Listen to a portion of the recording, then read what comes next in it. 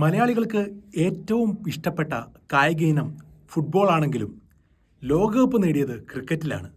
ക്രിക്കറ്റിൽ എപ്പോഴൊക്കെ ഇന്ത്യ ലോകകപ്പ് നേടിയിട്ടുണ്ടോ അന്നൊക്കെ ഒരു മലയാളി സാന്നിധ്യമുണ്ടായിരുന്നു.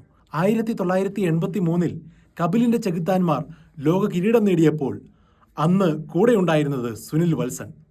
24 വർഷങ്ങൾക്ക് ശേഷം ധോണിയുടെ നേതൃത്വത്തിൽ പ്രഥമ T20 വേൾഡ് കപ്പ് കൈ പിടിച്ച് നേടിക്കൊടുത്തത് നമ്മുടെ ശാന്തകുമാരൻ ശ്രീശാന്ത്.